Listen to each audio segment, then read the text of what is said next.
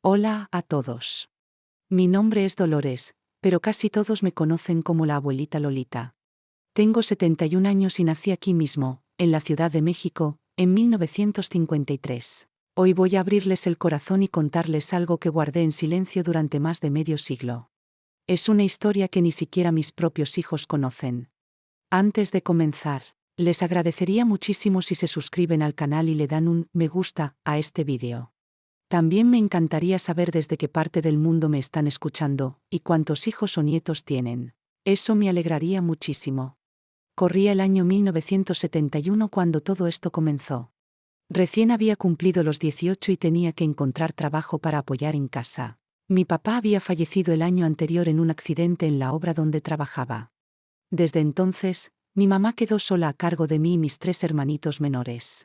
La pensión apenas alcanzaba para cubrir la renta de nuestra casita en la colonia San Felipe. Dolores, tú eres la mayor, me decía mi madre con la voz entrecortada. Necesito que me ayudes a sacar esta familia adelante. Yo lo comprendía perfectamente. A mis 18 años ya sabía que la vida era cuesta arriba para los que nacíamos sin nada. Recorrí las calles del centro golpeando puertas, buscando una oportunidad. En cada tienda me repetían que necesitaban gente con experiencia. En las casas preferían empleadas mayores, más formales, según ellos. Ya estaba a punto de rendirme cuando una vecina me habló sobre la fábrica San José. Ahí contratan jovencitas, me dijo. El trabajo es duro, pero pagan puntual cada mes. Esa fábrica estaba ubicada en la zona industrial de la ciudad, un edificio enorme y gris donde se producían telas por toneladas. Todavía recuerdo el olor penetrante a químicos, pegamento y tintes, que se impregnaba en la piel y el cabello. Me presenté un lunes por la mañana, a mediados de marzo de 1971. Iba vestida con mi único vestido bonito, uno azul marino que mi madre me había cosido a mano. Apenas llegué, un hombre con cara de pocos amigos me pidió que esperara. Después de una hora, soltó, don Raúl te recibirá en breve. Don Raúl era el dueño de la fábrica. Un hombre de unos 40 y tantos, alto, con el pelo negro engominado y siempre en traje, aunque hiciera un calor sofocante. Hablaba con ese tono de superioridad de quien cree que todo el mundo le debe un favor. «¿Así que quieres trabajar aquí, muchachita?», dijo mientras me observaba de arriba abajo con una mirada que me hizo sentir incómoda. «Sí, señor. Necesito mucho el empleo». «No tienes experiencia, ¿cierto? Se nota en tus manos», comentó mientras las tomaba entre las suyas, como si las inspeccionara, pero manteniéndolas por más tiempo del necesario. «Estas manos tan suaves no conocen el trabajo duro». Un escalofrío me recorrió la espalda, pero tragué saliva. Necesitaba ese trabajo. «Aprendo rápido, don Raúl. Soy responsable». Estoy casi segura de que sonrió de una forma que me puso los pelos de punta. «Te voy a dar una oportunidad», dijo. «Empezarás en la sección de empaque. Medio salario mínimo, 6 días a la semana, de 7 de la mañana a 6 de la tarde». No era mucho, pero para mí era oro. Acepté sin dudar. «Algo importante», añadió mientras se levantaba y rodeaba el escritorio hacia donde yo estaba sentada. «Aquí me gusta que las empleadas se den cuenta cuando el patrón les está haciendo un favor. Se te ve lista. Espero no equivocarme contigo». No entendí del todo a qué se refería, pero asentí con la cabeza. Yo solo quería trabajar. Al día siguiente empecé. La fábrica tenía unos 200 empleados, en su mayoría mujeres jóvenes como yo. Trabajábamos en naves enormes llenas de máquinas que rugían todo el día y generaban un calor insoportable. Mi labor era embalar las telas que salían de las máquinas, doblarlas bien y guardarlas en cajas. Las compañeras fueron amables desde el primer día. Me explicaron el proceso, me mostraron dónde estaban los baños, dónde almorzar. «Pareces buena onda», me dijo Concepción, una chica de 20 años que operaba una máquina cercana. «Pero ten cuidado con don Raúl». «¿Cuidado de qué?», pregunté intrigada. Ella miró a su alrededor para asegurarse de que nadie la escuchaba. «Tiene sus mañas con las nuevas, sobre todo si son bonitas como tú». «¿Qué tipo de mañas?». «Ya lo verás», dijo con expresión grave. «Solo evita ir sola a su oficina, sobre todo fuera del horario». Aquello me dejó inquieta, pero intenté pensar que era una exageración. Después de todo, don Raúl me había tratado bien. Me había dado el empleo que tanto necesitaba. La primera semana transcurrió sin incidentes. Llegaba puntual, trabajaba duro, salía agotada pero satisfecha de poder llevar algo a casa. «¿Cómo te va, hija?», preguntaba mi mamá cada noche. «Bien, mamá. El patrón parece una buena persona. Si hubiese sabido lo que estaba por venir, jamás habría dicho eso». La segunda semana todo comenzó a cambiar. Don Raúl empezó a pasar con más frecuencia por la sección donde yo trabajaba. Decía que venía a revisar la calidad, pero siempre se detenía más tiempo en mi mesa que en las demás. «Te estás adaptando muy bien, Dolores», me decía mientras posaba su mano en mi hombro. «Me gustan las empleadas dedicadas». Esa mano no se retiraba pronto. A veces se quedaba justo detrás de mí, tan cerca que podía sentir su respiración en la nuca mientras fingía revisar mi trabajo. «Don Raúl ya te echó el ojo», me dijo Concepción un mediodía en el comedor. «Ya he visto esta historia antes». «Pero no ha hecho nada malo», respondí, tratando de convencerme a mí misma. «Todavía no», suspiró ella. «Te doy un consejo, si te llama a su oficina, ve siempre acompañada. Invéntate algo, pero nunca vayas sola». La tercera semana fue aún peor. Comenzó a llamarme a su oficina con el pretexto de hablar de mi rendimiento. La primera vez logré llevar a Concepción conmigo, alegando que necesitaba ayuda con algo. «No hacía falta que trajeras a nadie», dijo molesto. «Solo quería conversar sobre tu trabajo». «Lo siento, don Raúl.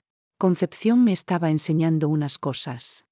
La próxima vez ven sola». Su tono no dejaba espacio a discusión. Era una orden. Recuerdo esos días como si fueran ayer.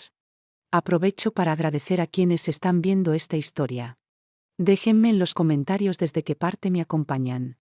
Y no olviden suscribirse y dejar su me gusta, que eso me ayuda muchísimo a seguir compartiendo.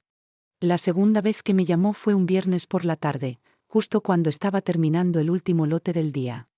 «Dolores, necesito hablar contigo en mi oficina». Ahora. Mi corazón se aceleró. Concepción ya se había ido, como casi todas las compañeras. El galpón estaba prácticamente vacío. «¿Puedo ir mañana, don Raúl? Estoy terminando aquí». «No. Es sobre tu salario», respondió con una voz más dura. «¿O no te interesa hablar de tu sueldo?» Claro que me interesaba. Medio salario mínimo apenas alcanzaba para lo básico. Si había posibilidad de un aumento, no podía dejarla pasar. Accedí. Y fue el peor error de mi vida. Su oficina estaba en el segundo piso, lejos del bullicio de las máquinas. Era amplia, con un escritorio de madera, estanterías llenas de papeles y un sofá viejo en la esquina. «Siéntate aquí», indicó señalando una silla frente a su escritorio. Obedecí, nerviosa.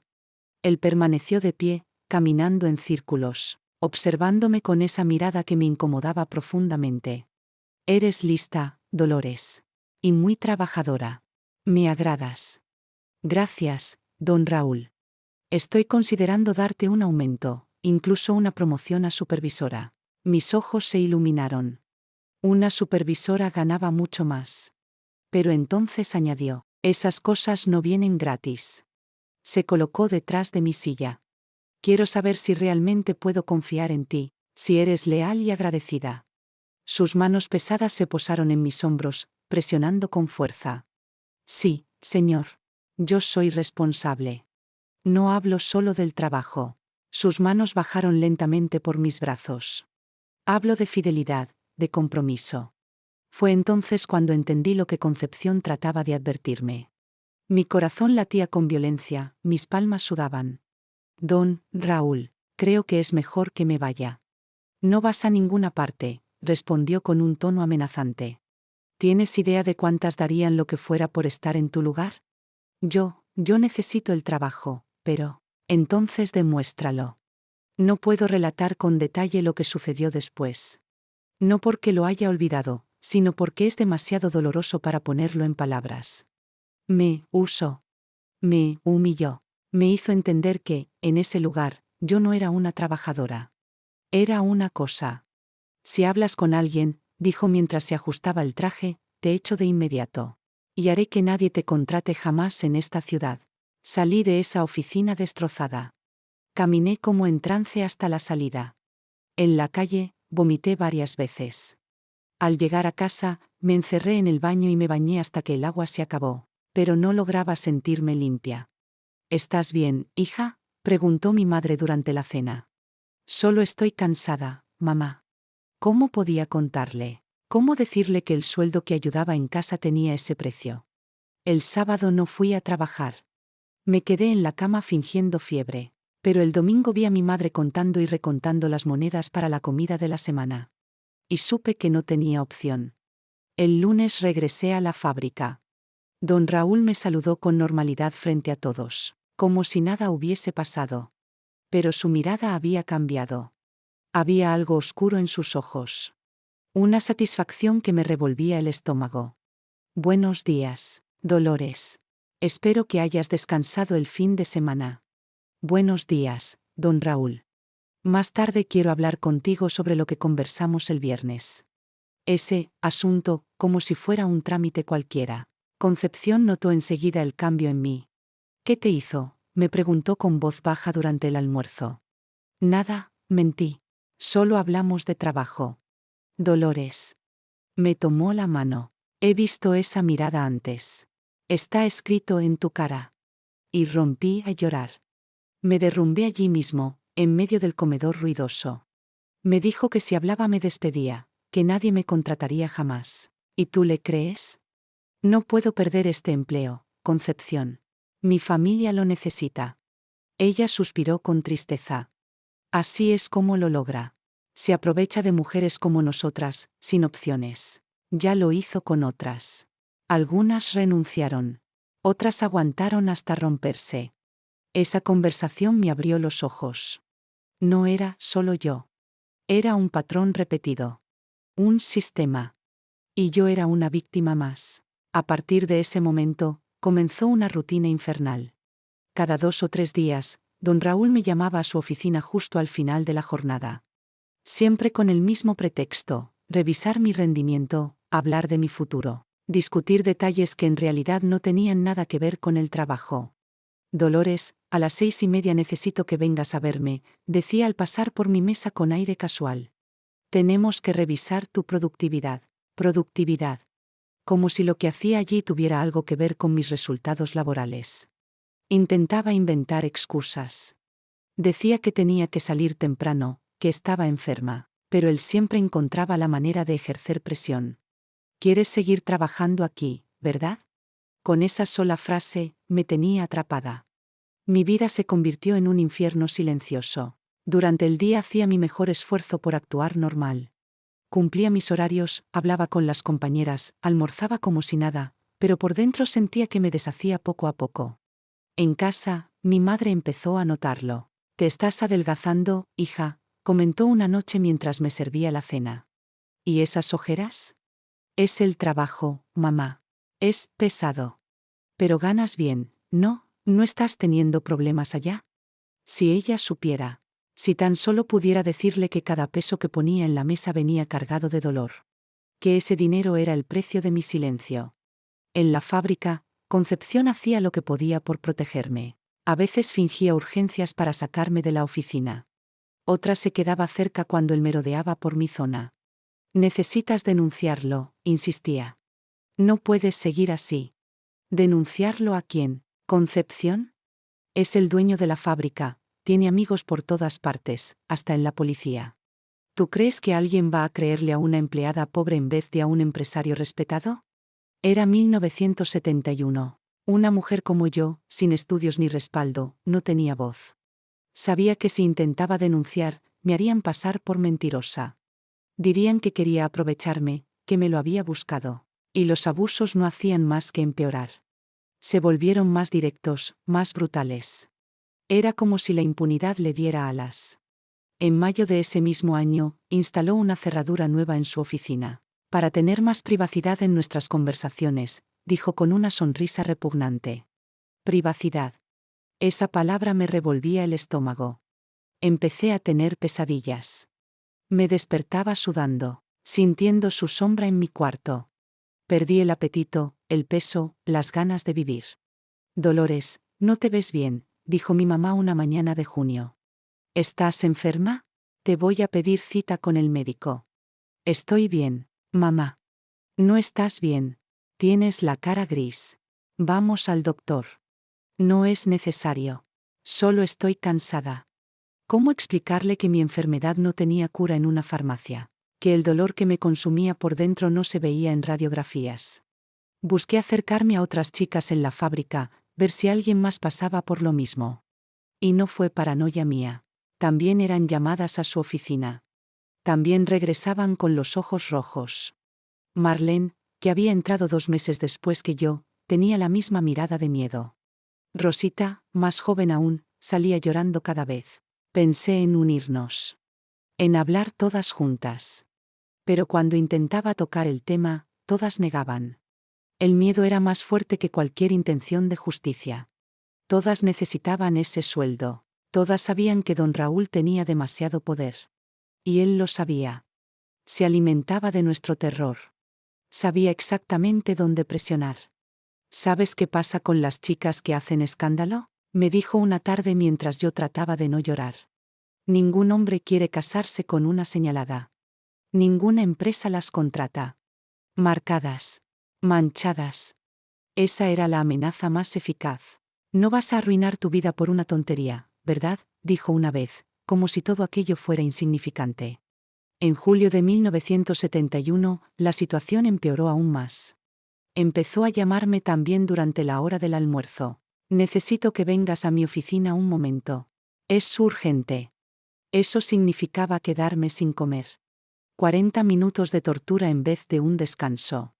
Regresaba a las máquinas con el estómago vacío, la ropa arrugada, los ojos húmedos. Dolores, no puedes seguir así, me dijo Concepción con voz firme. Vas a terminar volviéndote loca. Y quizás ya lo estaba. Empecé a escuchar voces. A imaginar que él estaba allí incluso cuando no lo estaba. El miedo me estaba destruyendo. En agosto, cruzó otro límite.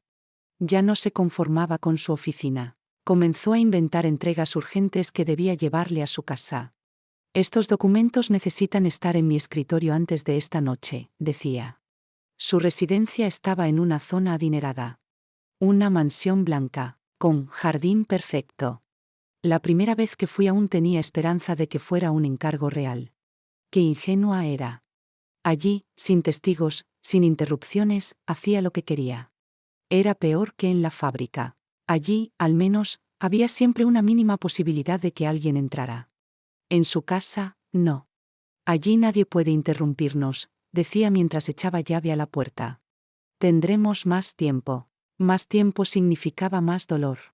Más humillación. Más momentos en los que deseaba desaparecer. Empecé a faltar al trabajo. Fingía dolores, me hacía la desmayada. Cualquier excusa para no ir, pero él siempre encontraba cómo castigarme. Una empleada con tantas faltas no puede recibir el sueldo completo, me dijo una vez al entregarme mi pago. Espero que lo entiendas. Lo entendía perfectamente. Era otra forma de control. De recordarme que él mandaba. En septiembre ocurrió algo que me quebró por dentro. Mi mamá descubrió que me habían descontado días del sueldo. Dolores, ¿por qué te pagaron menos este mes? Falté unos días. Me sentía mal. No podemos permitirnos eso, hija. Necesitamos cada peso. Ver su preocupación, su gesto angustiado, me rompió más aún. Estaba atrapada. Si trabajaba, sufría. Si faltaba, nos hundíamos. Pensé en irme de la ciudad. Huir. Comenzar de cero en otro sitio. Pero, ¿a dónde? No tenía dinero, ni contactos, ni estudios. Y él lo sabía. ¿Estás pensando en huir?, preguntó una tarde de octubre con esa voz fría que me paralizaba. Olvídalo. Tú me perteneces. Como si fuera suya. Un objeto. Y si intentas escaparte, te encontraré. No trabajarás en ningún sitio si yo no quiero. Era una amenaza real. Hombres como él tenían influencia, conocidos, poder. Podían destruirte con una sola llamada. Llegó noviembre de 1971 y yo estaba al límite. Había bajado 15 kilos, tenía el estómago arruinado por los nervios y pensamientos oscuros cruzaban mi mente a diario. Y entonces sucedió lo que lo cambió todo. Era un viernes por la tarde cuando me llamó a su oficina. como de costumbre. Pero esa vez lo noté diferente. Estaba más inquieto, más agresivo. Olía a alcohol. Hoy vas a aprender a obedecer, dijo mientras me empujaba con más fuerza de lo habitual. Lo que ocurrió esa tarde fue más brutal que todo lo anterior. Su violencia superó todos los límites. En medio de la lucha, escuché un crujido seco, un sonido terrible como si algo se partiera. El dolor llegó inmediatamente, feroz, desgarrador. Grité con todas mis fuerzas. Mi pierna derecha estaba rota. El fémur se había partido en dos. Don Raúl se paralizó, su cara perdió todo color. «Cállate», gritó, desesperado al ver mi reacción. «Deja de gritar». Pero no podía parar. El dolor era insoportable y se extendía por todo el cuerpo. Sentía que me iba a desmayar. «¿Qué hice?», murmuraba él mientras miraba mi pierna en una posición grotesca. Por primera vez vi verdadero miedo en su rostro. Ya no era el hombre arrogante que se creía intocable. Era un criminal en pánico. Y aunque apenas podía respirar, entendí algo importante. Por fin tenía algo contra el que no podía negar ni ocultar. Una pierna rota. Una herida visible, medible, real. El principio del fin. Sentí la vista nublarse. La fractura era tan dolorosa que cada intento de moverme hacía sonar los huesos como ramas partidas. Don Raúl caminaba de un lado a otro como una fiera enjaulada. «Cállate, por Dios», suplicaba con las manos temblorosas. «Alguien va a escuchar». Pero yo no podía dejar de gritar. Todo el dolor, la rabia y el horror de un año salieron en esos gritos. Intentó taparme la boca. «Escucha, fue un accidente. Te resbalaste. Eso es lo que pasó». Aún en medio del dolor entendí que ya estaba creando una coartada. Una mentira para salvarse. «Nadie te va a creer si cuentas otra cosa», decía, sudando frío. «Te caíste. Eso es todo». Pero esta vez era distinto. Había evidencia física. Los médicos harían preguntas. Las enfermeras tomarían notas. No podía esconder esto como todo lo anterior. Me levantó como pudo y me llevó a su coche. Un Ford negro. Durante el trayecto al hospital, repetía sin parar. «Te caíste en la escalera. Fue un accidente». Cada bache hacía que mi pierna ardiera de nuevo. Pero entre la agonía, una parte de mí estaba despierta, alerta. Calculando.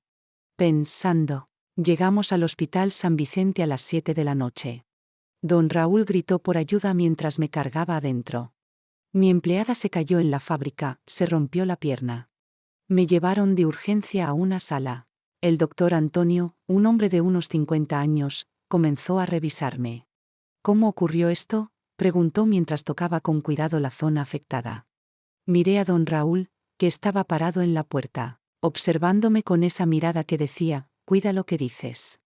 Tuve miedo. Aún con la pierna rota. «El accidente fue en la escalera», mentí. «Resbalé». El doctor frunció el ceño. «¿Escalera de qué tipo?». «De hierro», respondió rápido don Raúl. «Peldaños duros, por eso se hizo tanto daño». El médico siguió revisando, pero su cara mostraba duda. «Habrá que operar», dijo finalmente. «La fractura es seria». Eso significaba quedarme internada. Lejos de él. Lejos de la fábrica. Por primera vez en meses sentí algo parecido al alivio. «¿Cuánto tiempo necesitará?», preguntó don Raúl, fingiendo preocupación.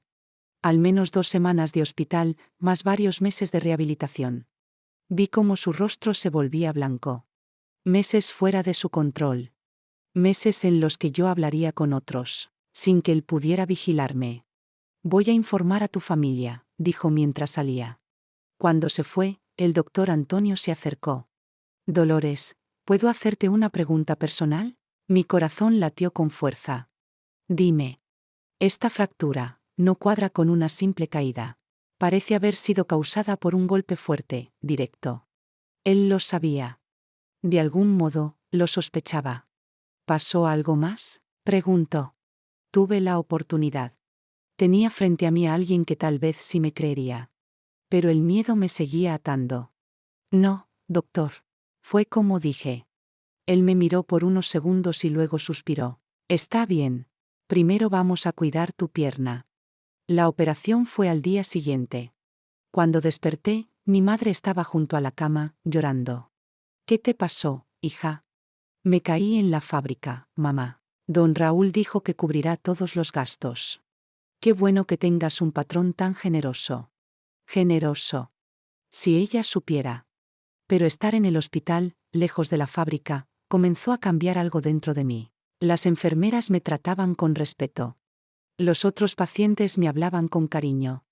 Yo había olvidado cómo se sentía eso. Ser tratada como persona. Don Raúl seguía viniendo todos los días, siempre con flores o frutas, jugando el papel del patrón ejemplar. Pero cuando estábamos solos, su tono cambiaba. Espero que no estés diciendo tonterías, murmuraba. Recuerda que tu familia aún necesita mi ayuda. Pero sus amenazas ya no me hacían temblar igual. Notaba que estaba nervioso. Tenía miedo de que hablara. En el 5.º día de internación, todo cambió. El doctor Antonio llegó con una mujer seria de unos 40 años. Dolores, ella es la doctora Elena, psicóloga del hospital. Quiere conversar contigo. Psicóloga. Sentí un nudo en el estómago. ¿Por qué quieren hablar conmigo? Es rutina, explicó la doctora Elena. Siempre hablamos con pacientes que han pasado por situaciones traumáticas. Nos quedamos solas en la habitación. Ella se sentó cerca, con voz suave. ¿Cómo estás, Dolores? La pierna duele menos. No hablo de tu pierna. Hablo de ti. Nadie me había hecho esa pregunta. No sé, normal, supongo. El doctor Antonio me comentó que tu lesión es extraña. No parece un accidente común. Sentí el frío recorrerme la espalda. Pero fue eso lo que pasó. Me caí. Dolores, puedes contarme la verdad. No saldrá de esta habitación sin tu permiso. Quise hablar. Estuve a punto. Pero el miedo aún me sujetaba fuerte. Fue un accidente, doctora. Me miró largo rato. Luego asintió. Está bien. Pero si cambias de opinión, puedes llamarme. Aquella noche no dormí. Pensé en la doctora Elena, en el doctor Antonio, en las miradas de mis compañeras. Y por primera vez en mucho tiempo, sentí una chispa de esperanza. Tal vez no estaba tan sola. Al 7.º día de estar internada, recibí una visita inesperada. Concepción apareció con un ramo de flores modesto y una expresión de preocupación que no podía ocultar. ¿Cómo estás, Dolores?, preguntó apenas cruzó la puerta. Todos en la fábrica están hablando de tu accidente. Estoy mejor. Pronto podré volver al trabajo, mentí, con una sonrisa débil. ¿Estás segura de que fue un accidente?, dijo en voz baja, mirando hacia el pasillo. ¿Por qué lo dices? Porque te conozco. Sé cómo caminas, cómo te cuidas. Tú no eres de las que se caen así como así. Me estaba dando una oportunidad para hablar, para decir la verdad. Y ya no podía seguir callando. Concepción, no fue un accidente. Él lo hizo. Él me empujó durante una de esas veces. Las lágrimas comenzaron a correr sin control. No quería contarlo. Me dijo que si hablaba, me echaría. Que diría cosas horribles sobre mí. Mi familia necesita el dinero. Dolores, mírate. Estás en una cama de hospital, con la pierna rota. ¿Qué más tiene que pasar para que te defiendas? Tenía razón. Había tocado fondo. Ya no podía caer más bajo. ¿Pero qué puedo hacer? ¿Quién me va a creer? Yo te creo. Y no estás sola. En ese momento, tomé una decisión que cambiaría el rumbo de mi vida. No iba a seguir siendo su víctima. No iba a dejar que el miedo decidiera por mí. Cuando Concepción se fue, llamé a la enfermera. Necesito hablar con la doctora Elena. Es urgente. Media hora después, la psicóloga llegó con la misma expresión paciente y comprensiva. ¿Cambiaste de idea?, preguntó suavemente. Asentí. Y le conté todo. Cada abuso, cada amenaza, cada vez que tuve que callar. Le hablé de las otras compañeras, de cómo él se aprovechaba de nuestra necesidad para mantenernos sometidas. Ella escuchó con atención, anotando sin interrumpir. Cuando terminé, me sentía exhausta, pero ligera.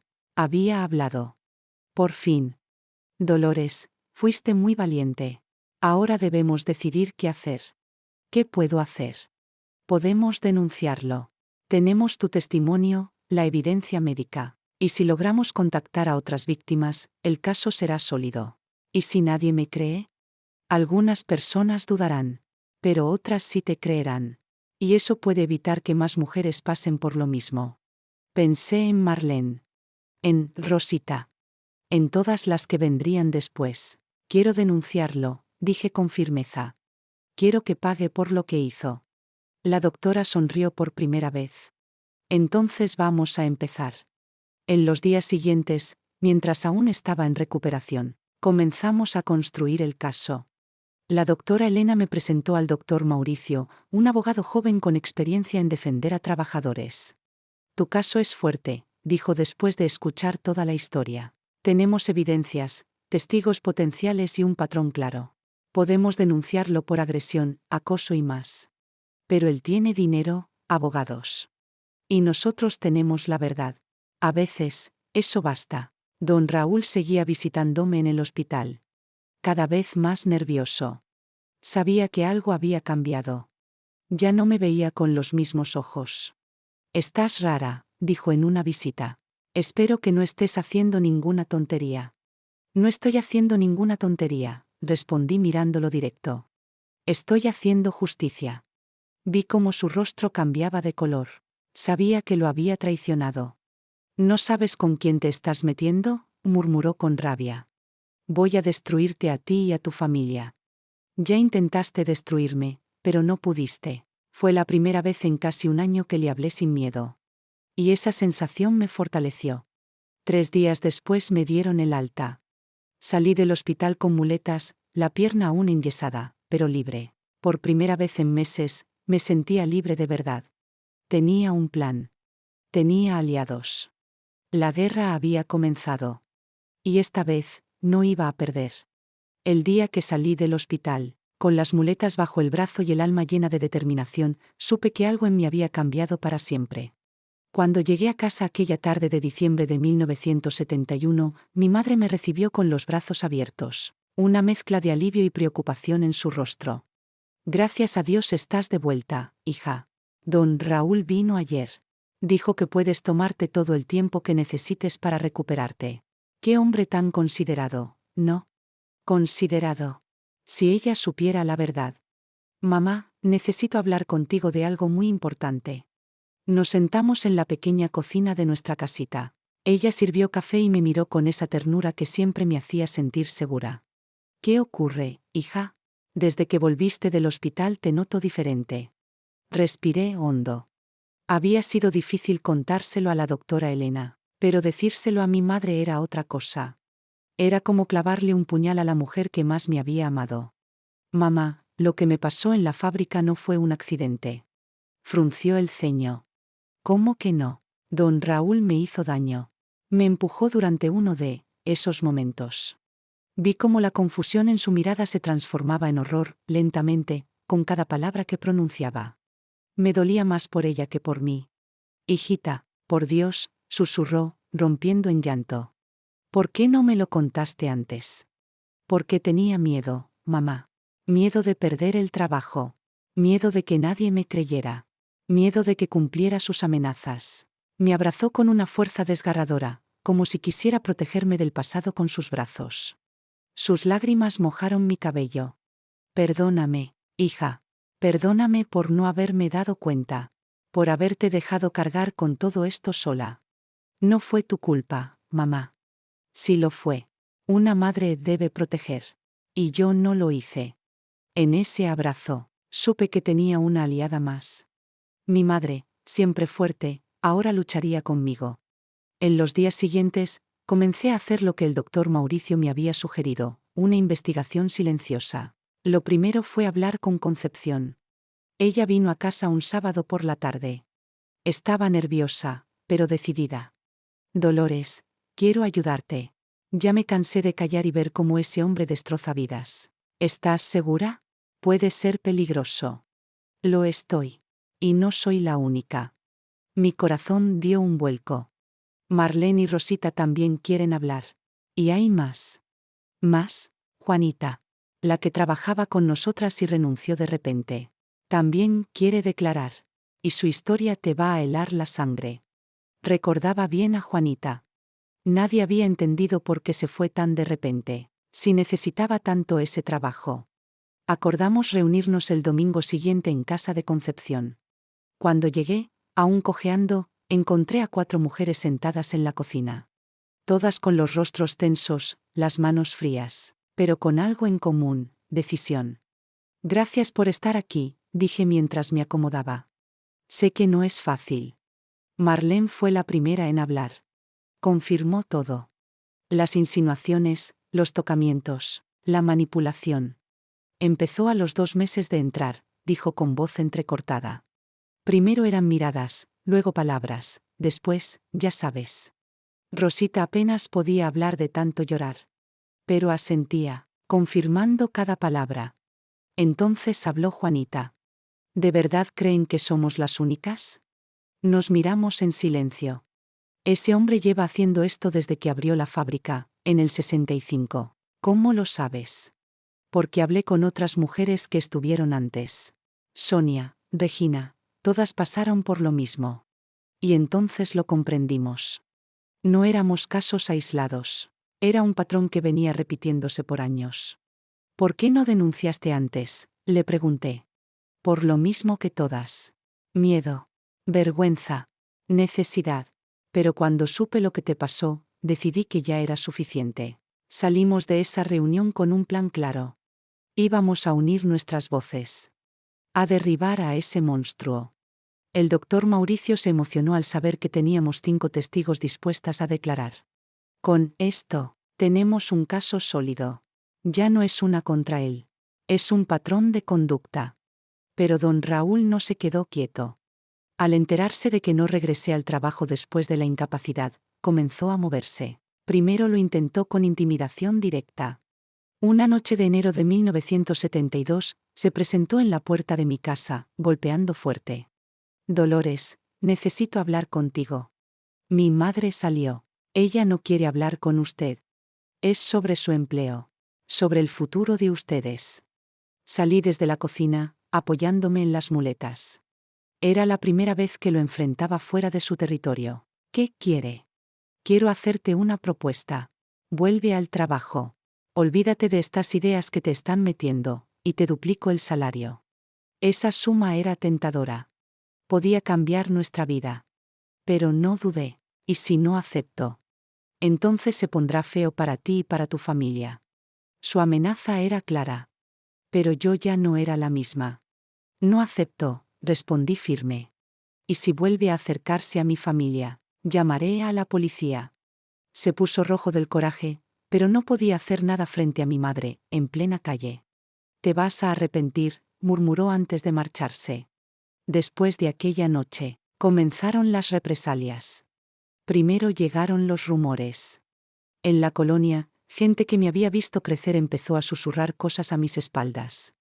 Decían que yo era mentirosa, que me había inventado todo para sacar dinero, que estaba intentando arruinar la vida de un hombre respetable. Ni caso les hagas, me decía mi mamá mientras regresábamos del mercado. ¿Quién te conoce de verdad? Sabe quién eres. Pero dolía. Dolía ver cómo vecinos que me habían visto desde niña ahora bajaban la mirada o hablaban en voz baja al verme pasar. Luego vino el golpe económico. Don Raúl empezó a mover sus contactos en el barrio. Un día, el dueño de la tiendita nos detuvo en la caja. Doña María, lo siento, pero ya no puedo fiarles más. ¿Por qué, don Juan? Siempre pagamos puntual. Órdenes de arriba. Sabíamos bien de dónde venían esas órdenes. Don Raúl estaba usando su poder para asfixiarnos poco a poco. Pero el doctor Mauricio ya lo había previsto. Es típico, me explicó. Cuando se sienten acorralados, atacan con todo lo que tienen. En febrero de 1972 presentamos formalmente la demanda. El doctor Mauricio había preparado cada detalle. Testimonios firmados, informes médicos, patrones de conducta repetidos. La noticia sacudió la ciudad. Nunca antes una empleada había demandado a un patrón por acoso. Los diarios locales trataron el tema con cautela. Trabajadora acusa a empresario textil, decía el titular del Diario Nacional. Las reacciones no tardaron en llegar. Una parte de la comunidad se puso del lado de don Raúl. Un hombre de familia, decían. Da trabajo a cientos de personas. Es un buen cristiano. Una vez, en la farmacia, escuché a una señora comentar: esa muchacha solo quiere aprovecharse. ¡Qué vergüenza! Pero otras voces comenzaron a surgir. Silenciosas al principio. Otras mujeres, otras miradas. Algunas me buscaban para dar mi apoyo. Aún sin hablar, sus ojos decían: te creo. Don Raúl contrató a uno de los bufetes más caros de la ciudad. El abogado Cándido Méndez era conocido por defender empresarios en problemas. Desde el principio quedó claro que su estrategia sería desacreditarnos. Mi cliente es un hombre íntegro, decía a los medios. Esto es un intento de extorsión por parte de exempleadas resentidas. La primera audiencia se fijó para marzo de 1972. El doctor Mauricio me preparó para lo que venía. Van a intentar destrozarte emocionalmente. Te preguntarán cosas personales. Buscarán contradicciones. Estoy lista. ¿Segura? Porque una vez que empiece, ya no hay vuelta atrás. Estoy segura. El día de la audiencia llegué al juzgado con mis muletas. La pierna aún sanaba, pero el doctor Mauricio dijo que eso era bueno. El juez debe ver el daño con sus propios ojos. La sala estaba llena. Periodistas, curiosos, vecinos, incluso algunos compañeros de la fábrica. Cuando don Raúl entró, rodeado de sus abogados, nuestras miradas se cruzaron. Esta vez, no bajé los ojos. Me mantuve firme. El abogado Méndez comenzó su discurso como lo esperábamos. Señoría, esto es una clara manipulación. Empleadas que buscan dañar la imagen de un hombre honrado. El doctor Mauricio no se quedó atrás. Tenemos 5 testimonios de mujeres distintas, en diferentes momentos, con el mismo relato. No es coincidencia. Es un patrón. Cuando llegó mi turno de declarar, sentí los nervios subir por todo el cuerpo. Pero también sentí que era mi momento. El tribunal puede escuchar su testimonio, señorita. Respiré hondo. Y conté todo. Cada abuso, cada amenaza, cada día de terror. Lloré, pero mi voz no tembló. No iba a dejar que silenciaran mi historia otra vez. Luego vino el contrainterrogatorio. El abogado de don Raúl trató de confundirme. ¿Por qué no denunció antes?, me preguntó. Porque tenía miedo. ¿Y por qué no tenía a nadie que me ayudara? ¿Y si todo esto es por dinero? Si fuera por dinero, habría aceptado cuando él me ofreció duplicar el sueldo para que me callara. Silencio en la sala. Sabía que había tocado un punto sensible. Una a una, mis compañeras también declararon. Cada relato coincidía. Las fechas, los métodos, los silencios. El punto culminante llegó con el testimonio de Juanita. Señoría, he hablado con al menos 8 mujeres más que pasaron por lo mismo desde 1965. Algunas tuvieron que irse de la ciudad por la vergüenza. 8 mujeres. Era más grande de lo que imaginábamos. Don Raúl negó todo, por supuesto. Nos llamó mentirosas. Dijo que éramos parte de una conspiración. Pero su defensa se desmoronaba sola. 5 mujeres con testimonios idénticos. Algunas que ni siquiera se conocían entre sí. 3 meses duró el proceso. 3 meses de presión, insultos, amenazas. Pero también 3 meses en los que descubrí una fuerza que no sabía que tenía. En junio de 1972 llegó el veredicto. El juez fue claro. Este tribunal reconoce la veracidad de los hechos. Existe un patrón sistemático de abuso. El acusado es culpable. Don Raúl fue condenado a 2 años de prisión, una indemnización para todas las víctimas y el cierre temporal de la fábrica. Cuando escuché la sentencia, rompí en llanto. No de tristeza. De alivio. Habíamos ganado. Don Raúl trató de apelar. Sus abogados presentaron recursos, argumentando irregularidades en el proceso. Pero el juez fue contundente. No hay base legal para revertir el fallo. Las pruebas son claras, las víctimas son reales, y el daño fue sistemático. A los pocos días, don Raúl fue llevado a la cárcel. No en un carro de lujo, sino en una patrulla, esposado, frente a las cámaras.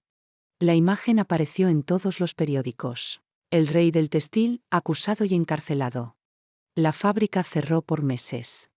Muchos trabajadores se quedaron sin empleo. Y aunque eso me dolía, Sabía que la culpa no era nuestra. La culpa era del hombre que usó su poder para dañar, no del grupo que decidió alzar la voz. Después del juicio, la vida no volvió a ser la misma. No inmediatamente. Al principio, hubo días en los que aún despertaba temblando, con el miedo metido en el cuerpo. Pero poco a poco, la calma fue llegando. Juanita me propuso algo. ¿Y si empezamos un grupo de apoyo? Para mujeres que hayan pasado por lo mismo. Me pareció una idea hermosa. Lo llamamos Voz y Justicia. Comenzamos reuniéndonos en el patio trasero de su casa, con sillas prestadas y café. Al principio éramos 6. Luego 15. Después, 40. Mujeres de distintas edades, barrios, historias. Pero todas con algo en común, el deseo de no callar más. En 1973, recibimos una invitación de la universidad local. Querían que diéramos una charla para estudiantes de Derecho. El caso de don Raúl ha cambiado la conversación en esta ciudad, nos dijeron. Yo, la muchacha que una vez huyó de la fábrica con una herida en la pierna y el alma rota, me encontraba ahora frente a un auditorio lleno. Contando mi historia no como víctima, sino como testigo, como sobreviviente. Con el tiempo, mi nombre apareció en artículos, reportajes, incluso libros de derecho. No porque quisiera fama, sino porque mi historia se convirtió en ejemplo. Para otras mujeres, para estudiantes, para jueces. En 1975 me ofrecieron una beca para estudiar Derecho en la misma universidad. No sé si estoy lista, le dije a Juanita. ¿No ves que ya estás haciendo justicia sin título? Me respondió. Acepté. Y aunque me costó cada examen, cada noche sin dormir, me gradué. Con honores. En 1979 me convertí en abogada. Y desde entonces he defendido a más de 100 mujeres en situaciones similares. Mujeres que, como yo, alguna vez pensaron que estaban solas. Hoy miro atrás, a la joven que trabajaba en una fábrica creyendo que el silencio era su única salida. Y quisiera abrazarla. Decirle, aguanta, un día todo esto servirá para salvar a otras. Don Raúl salió de prisión después de cumplir su condena. Vivió apartado, repudiado por muchos. Nunca pidió perdón. Nunca reconoció nada. Pero eso ya no me importaba, porque yo no necesitaba su perdón. Necesitaba justicia. Y la obtuve. Hoy, cada vez que una mujer me dice, gracias por hablar, por luchar, por abrir el camino, yo le respondo, no lo hice sola. Lo hicimos juntas.